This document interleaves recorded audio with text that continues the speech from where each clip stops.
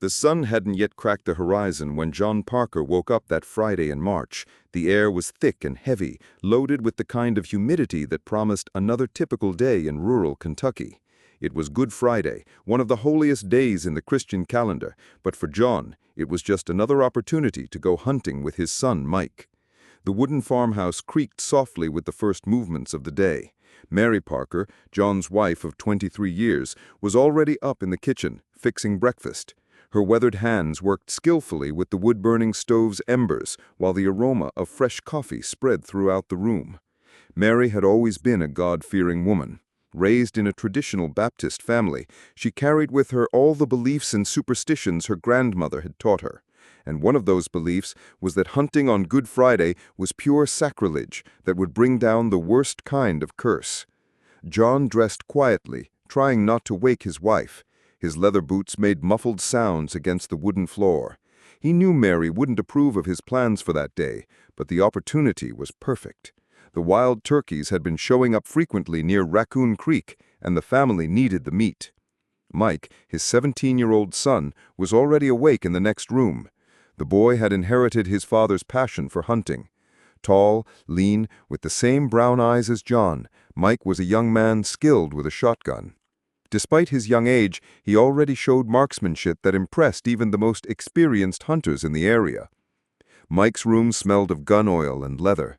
Hanging carefully on the wall were two 12-gauge shotguns that John had bought years ago, one for him, another to teach his son. The guns gleamed even in the dim light of the room, showing the care with which they were maintained. Mary heard the whispers coming from the bedrooms, and her heart tightened. She knew that morning ritual all too well. Her husband and son preparing for another hunting trip, but not that day, not on Good Friday. When John and Mike appeared in the kitchen, Mary was already waiting for them with crossed arms and a stern expression on her face.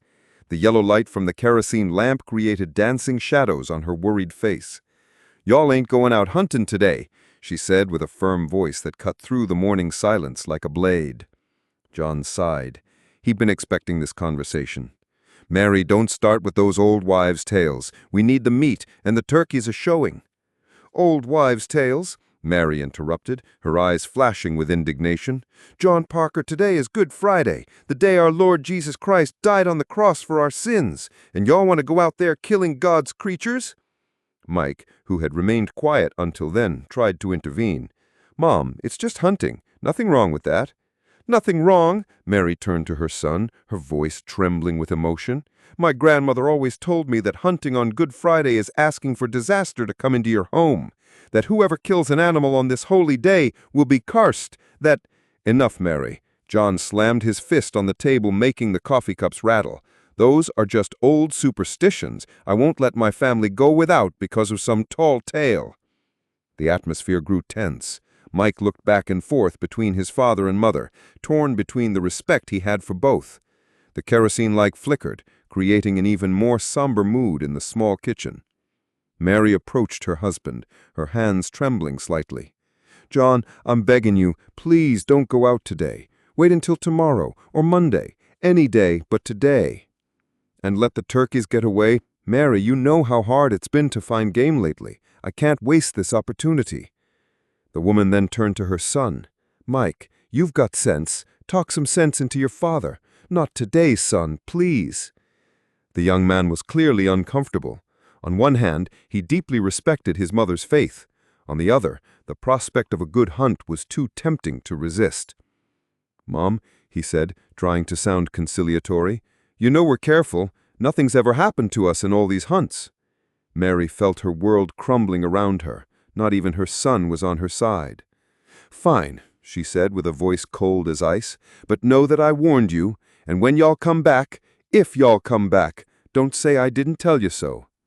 The prophecy left her lips like a dark omen. John and Mike exchanged uncomfortable glances, but the father's determination didn't waver. After a silent and tense breakfast, father and son began preparing for the hunt. John checked the ammunition, while Mike cleaned the shotguns one last time.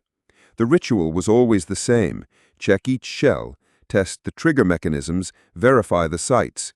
The shotguns were beautiful, carved wooden stocks, gleaming double barrels. John had bought them from a dealer in Louisville years ago, and since then they had been his faithful companions on every hunt. Mike loaded his cartridge belt with number 4 shot, ideal for medium-sized birds like wild turkeys. The shells were red with brass bases. The young man counted 20 shells, enough for a productive morning. The equipment was placed in 2 canvas backpacks: hunting knives, rope, canteens with water, some crackers and jerky, a flashlight for emergencies. John always said that a good hunter never leaves home unprepared. When they were about to leave, Mary appeared at the door, her eyes red from crying. She approached Mike and made the sign of cross on his forehead.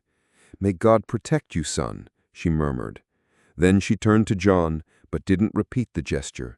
She just looked at him with deep sadness and said, "May God forgive you, John Parker."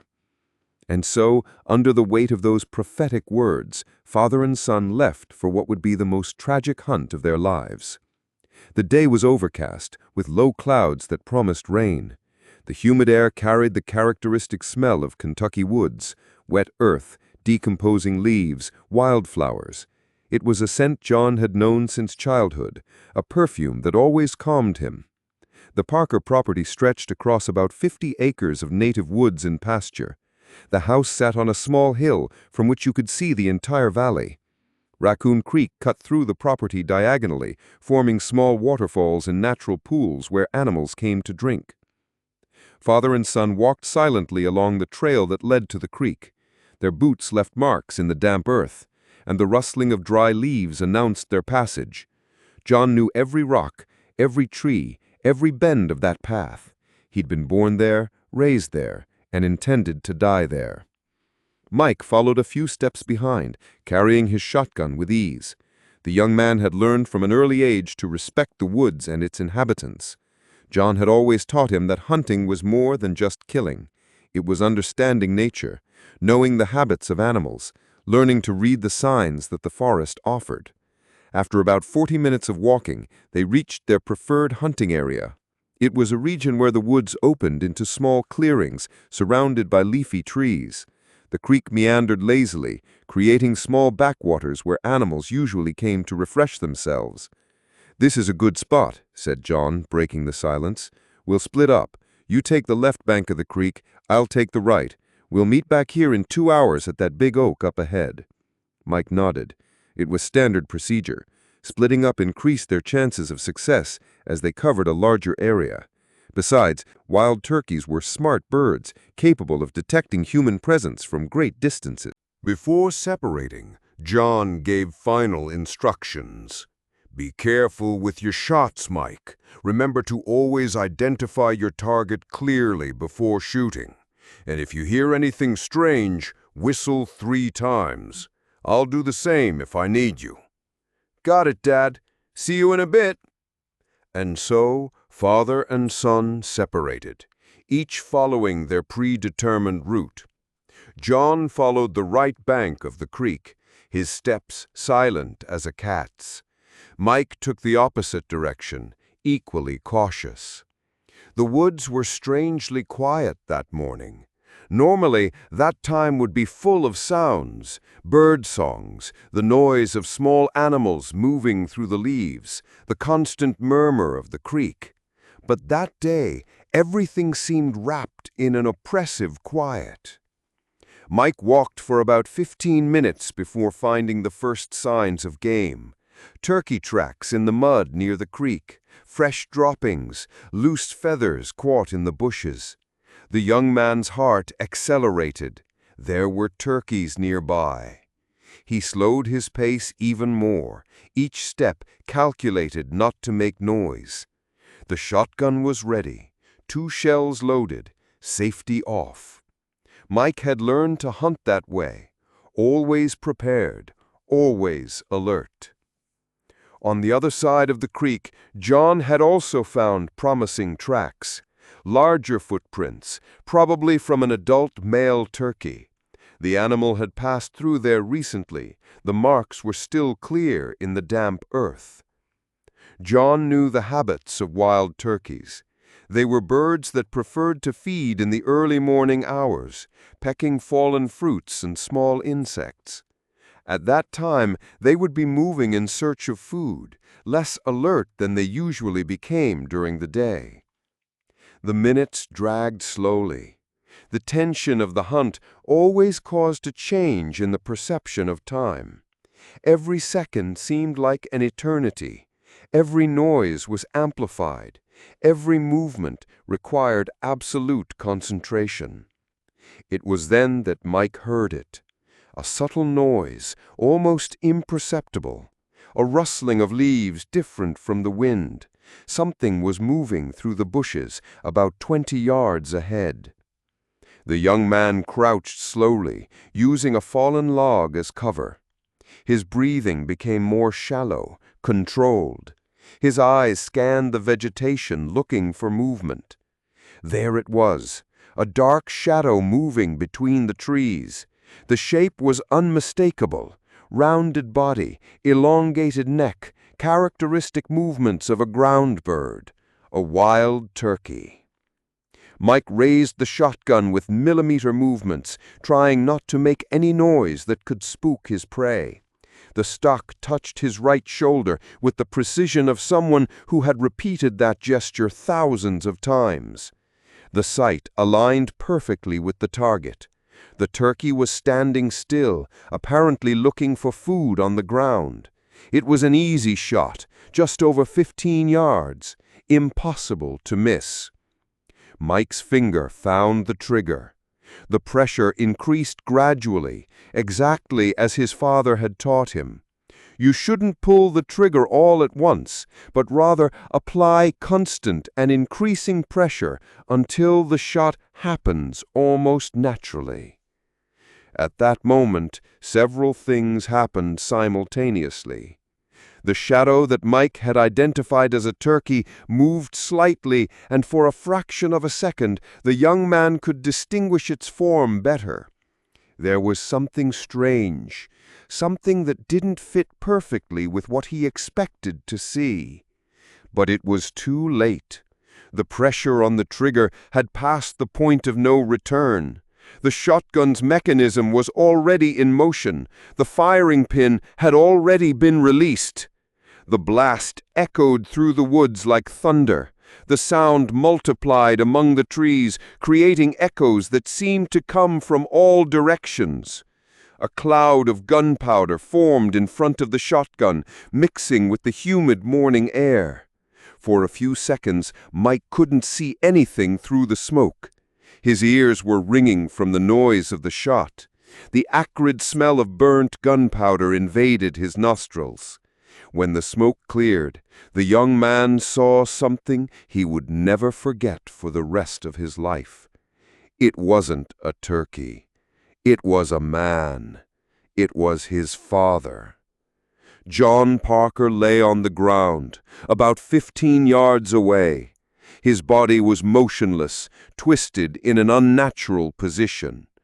A red stain was spreading rapidly across his plaid shirt, staining the fabric with a color that seemed almost black in the dim light of the woods. Mike dropped the shotgun. The metal hit a rock, producing a metallic sound that echoed through the silent woods. His legs failed, and he too fell, to his knees, his hand shaking uncontrollably. "Dad!" The scream came from his throat like the roar of a wounded animal. "Dad!" He got up and ran toward the body. The distance that had seemed so small for the shot now seemed endless. His feet stumbled over roots and rocks, but he felt no pain. He felt nothing but a terrifying emptiness in his chest. When he reached John, Mike saw the extent of the tragedy. The shot had hit his father in the chest, slightly to the left. The lead pellet had pierced the skin and penetrated deep into vital organs. "Dad! Dad, please!" Mike knelt beside the body, his hands trying to stop the bleeding. But there was too much blood. The shirt was soaked. The ground around was turning into red mud. John was still breathing, but his breathing was labored, interrupted by groans of pain. His eyes were open, fixed on his son's face. There was an expression of surprise, as if he himself couldn't believe what had happened. "Mike!" The voice was an almost inaudible whisper. "Dad, I didn't know. I thought it was a turkey. I swear I thought it was a turkey." Tears ran down Mike's face, mixing with sweat and dirt. His hands were covered in blood, blood that seemed too warm, too thick. "Mike, listen." The young man leaned over his father, trying to hear the words that came weaker and weaker from his lips. "It wasn't your fault. It was God's will."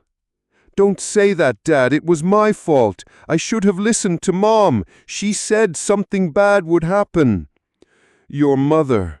Tell her that I ask forgiveness." John's breathing was becoming increasingly irregular, long intervals between breaths. His eyes began to lose focus. "Dad, no! Don't leave me!" But John Parker could no longer speak. His hand, which had tried to reach his son's face, was cold and still. The eyes that had once taught Mike to shoot now looked at the cloudy sky without seeing anything. Mike held his father's body in his arms, rocking him gently as if he were a child. His sobs echoed through the woods, a primitive sound of pain that seemed to come from the depths of his soul. "Dad! Dad! Come back, Dad!" But John Parker was gone. On Good Friday, on the day Christ died on the cross, a man had died in his own son's arms, killed by mistake, victim of a cruel accident of fate. Mike remained there, embracing his father's body for what seemed like an eternity. The clouds that had threatened rain all morning finally opened, and a fine drizzle began to fall on the woods.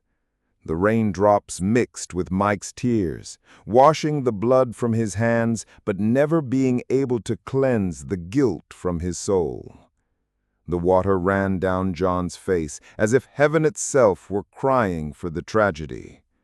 When he finally managed to pull himself together minimally, Mike knew he had to go home. He had to tell his mother what had happened. He had to carry that guilt forever. He lifted his father's body in his arms. John wasn't a big man, but the weight of death seemed to make him heavier.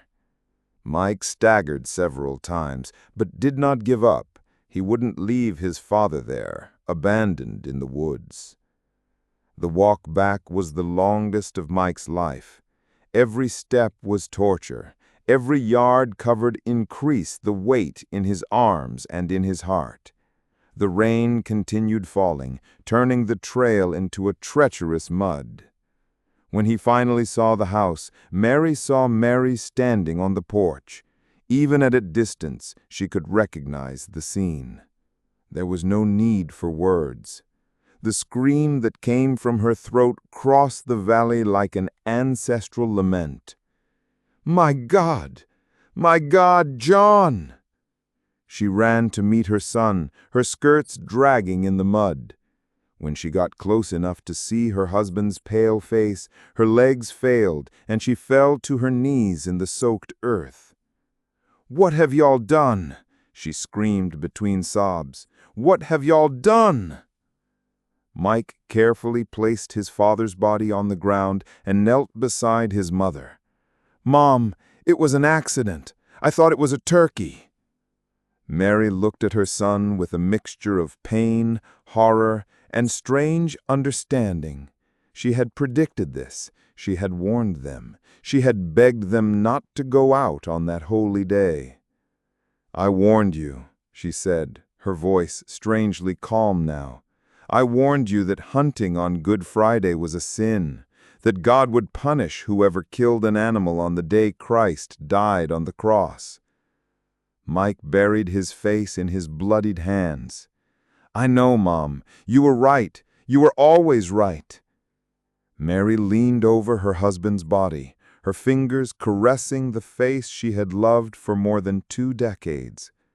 John seemed to be sleeping, if not for the hole in his chest and the deathly pallor of his skin. "John Parker," she murmured, "stubborn to the end. But I forgive you. God will forgive you too." She turned to Mike. "And you, son, you're going to have to carry this for the rest of your life. But know that it wasn't malice on your part. It was God's will." The days that followed, the story spread throughout the region. The tragedy of the Parker family became legend, a tale that grandmothers told to warn grandchildren about the dangers of challenging faith. Mike never picked up a gun again. He sold the shotguns and swore never to hunt again. He spent the rest of his life taking care of his mother, carrying guilt like an invisible cross. Every Good Friday, he visited his father's grave and asked forgiveness for a sin he perhaps had never committed. Mary lived 15 more years after her husband's death.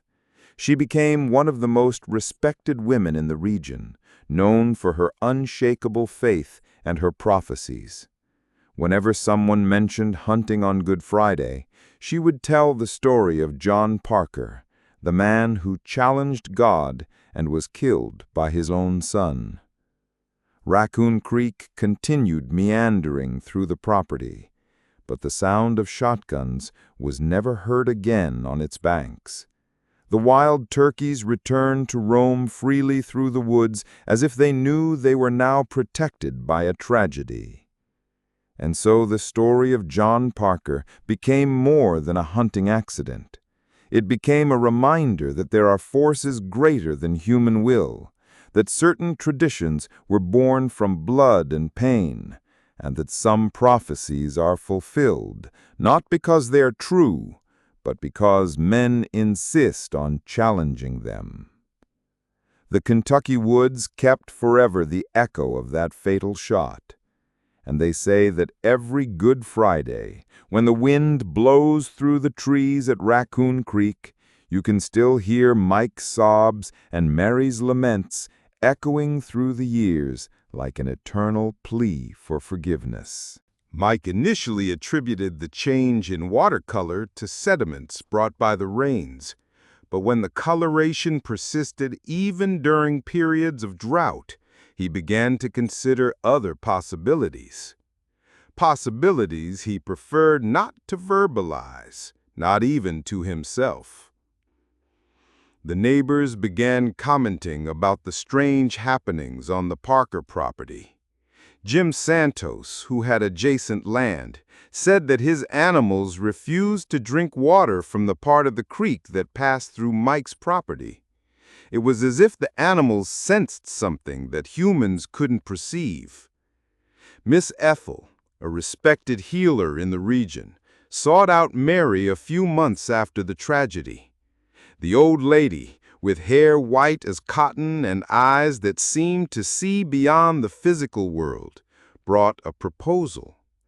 "Mary," she said, sitting on the Parker house porch, her gnarled hands holding a cup of coffee, "I came here because the Lord sent me. This land needs spiritual cleansing."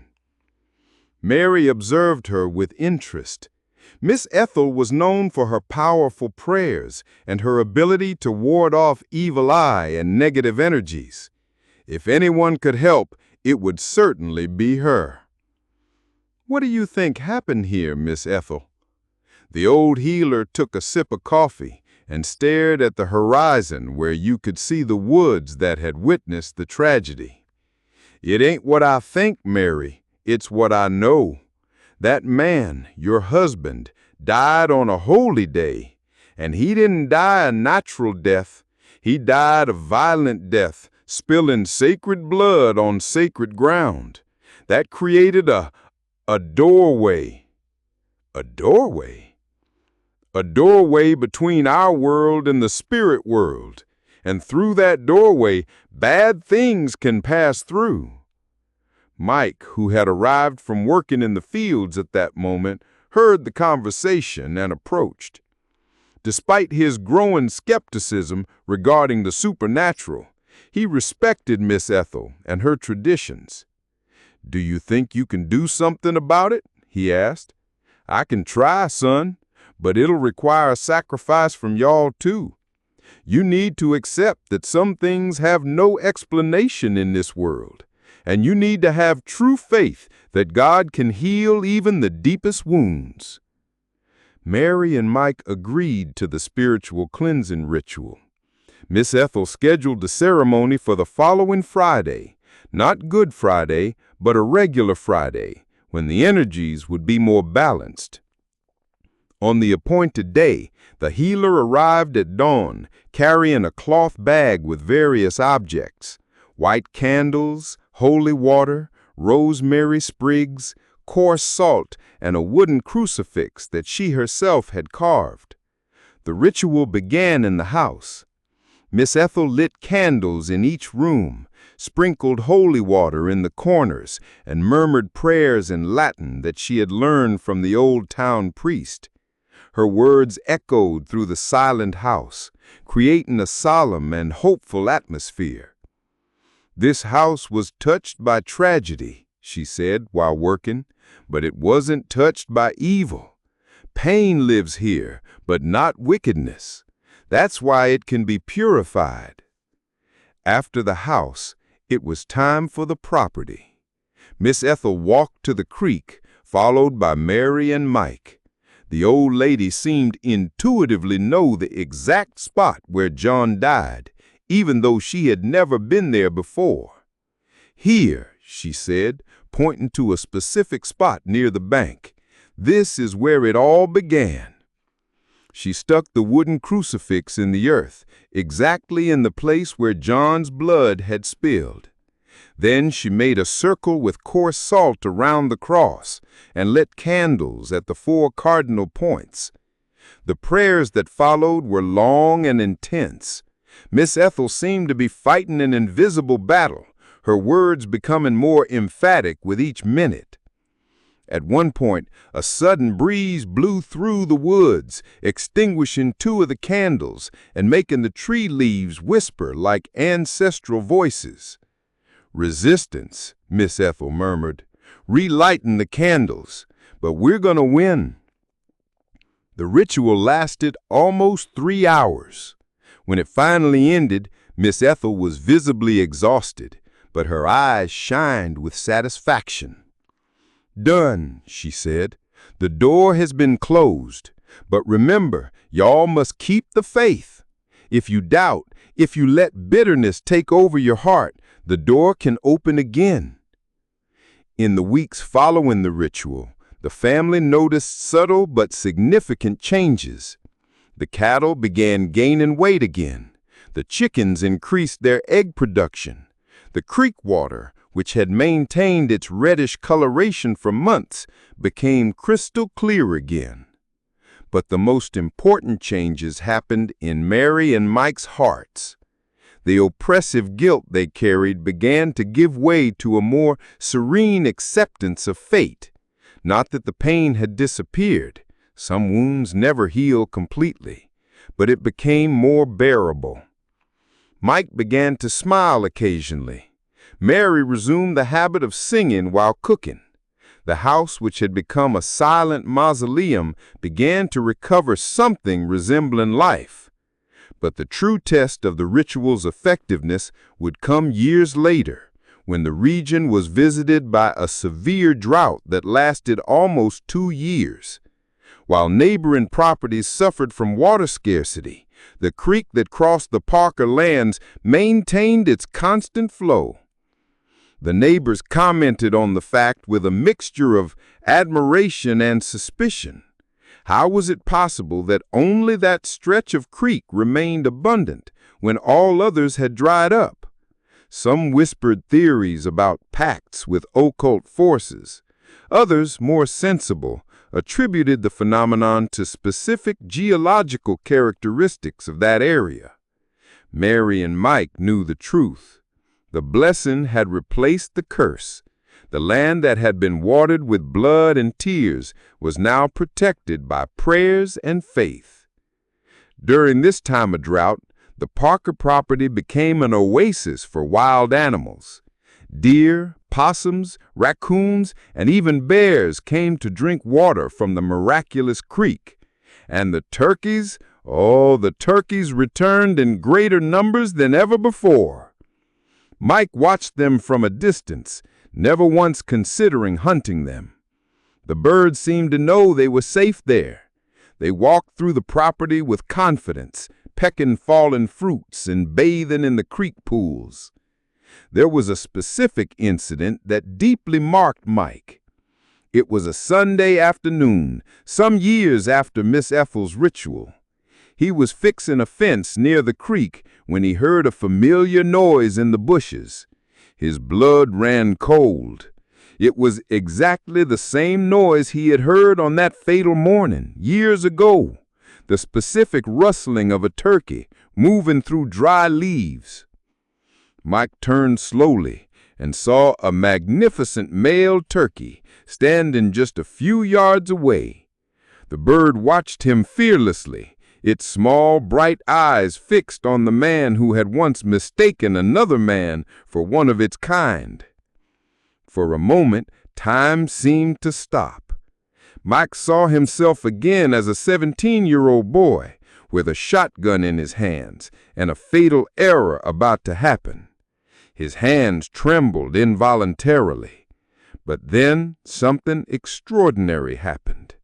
The turkey began to walk toward him, unhurriedly, fearlessly. It stopped right beside Mike and simply stayed there, as if offering silent companionship. Mike slowly extended his hand. The turkey didn't move away. For a few minutes, man and bird remained there, united by an unexplainable connection. It was as if the animal were a messenger, bringing forgiveness from beyond life. When the turkey finally moved away, Mike felt that an immense weight had been lifted from his shoulders.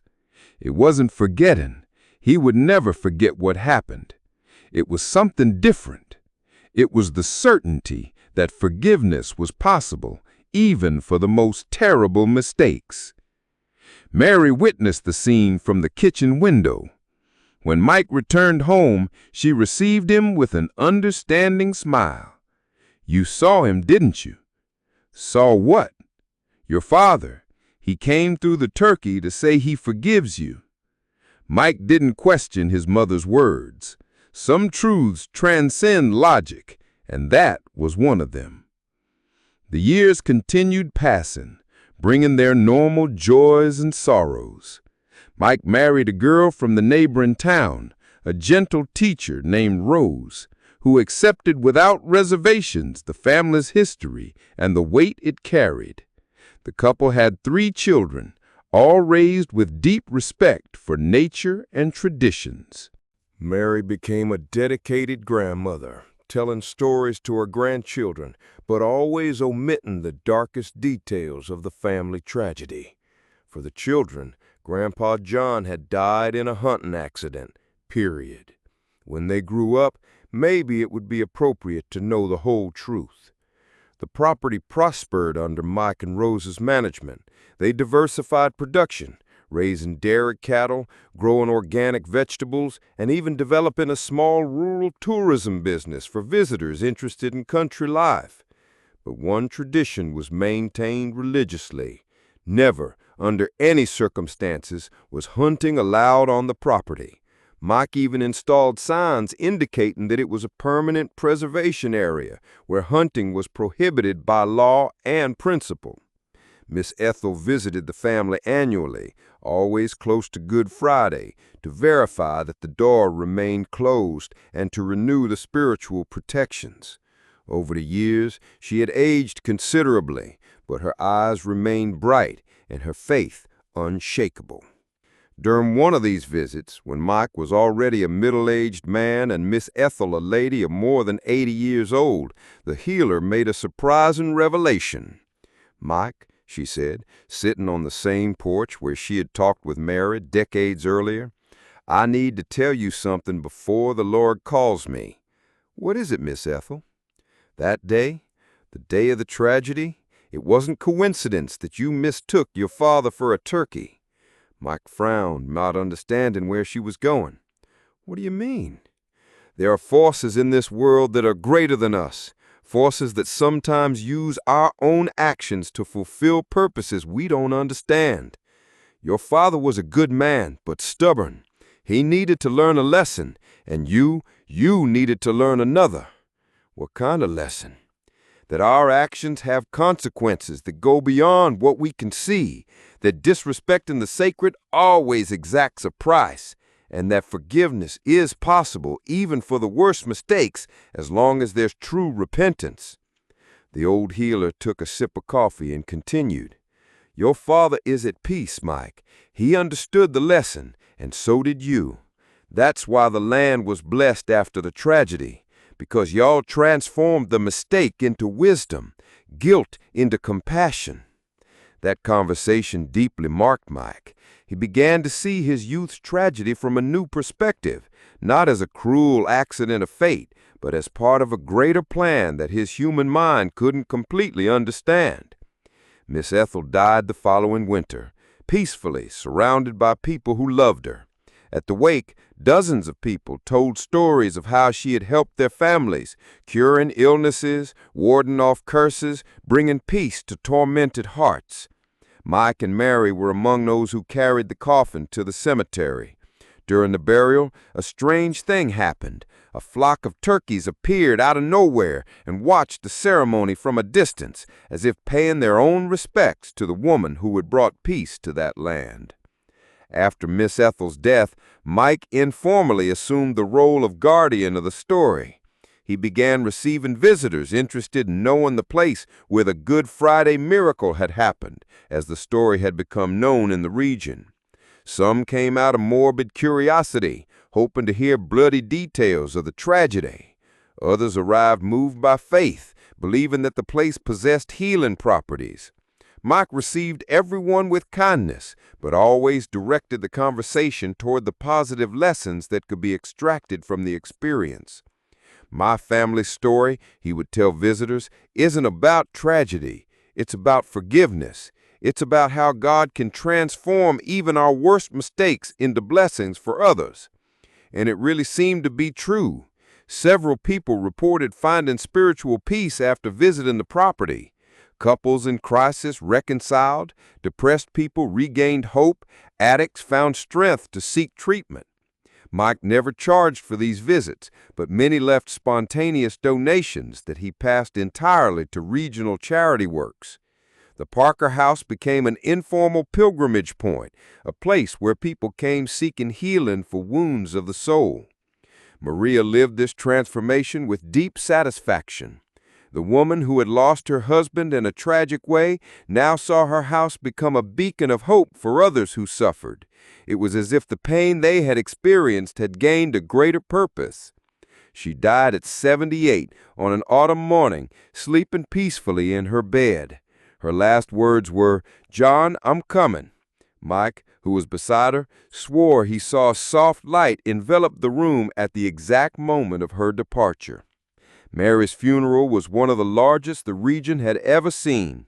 People from several neighboring towns came to pay their respects to the woman who had become a symbol of faith and resistance. During the ceremony, the turkeys appeared again, watching from a distance like silent guardians of a story that transcended human understanding. After his mother's death, Mike found himself alone as the last guardian of family memory. Rose supported him in everything, but the responsibility was his, and he assumed it with seriousness and dedication. He began to write, first just personal notes about his memories of that fatal day, then more elaborate accounts about the transformation the family had experienced. Finally, a complete narrative he intended to leave for his children and grandchildren. The manuscript grew slowly, page after page, reconstructing not only the facts, but also the feelings, doubts, spiritual discoveries that had marked his journey. Mike wrote mostly at night, when the house was quiet and he could concentrate on memories without interruption. During one of these writing nights, something extraordinary happened. Mike was describing the exact moment of his father's death when he heard footsteps on the porch. They were slow, heavy steps, like those of a man walking with difficulty. He stopped writing and listened carefully. The steps stopped right in front of the door of the room where he was working. For a few seconds, there was absolute silence. Then a familiar voice whispered, "Keep writing, son. The story needs to be told." Mike immediately recognized the voice. It was his father. John Parker had returned, not to haunt, but to encourage. "Dad?" Mike called softly. There was no answer. The steps resumed, moving away from the house toward the creek. Mike went to the window and saw a familiar silhouette walking along the trail illuminated by the full moon. The figure waved once before disappearing among the shadows of the woods. From that night on, Mike wrote with renewed enthusiasm. The words flowed naturally, as if dictated by a higher force. The manuscript became more than a personal account.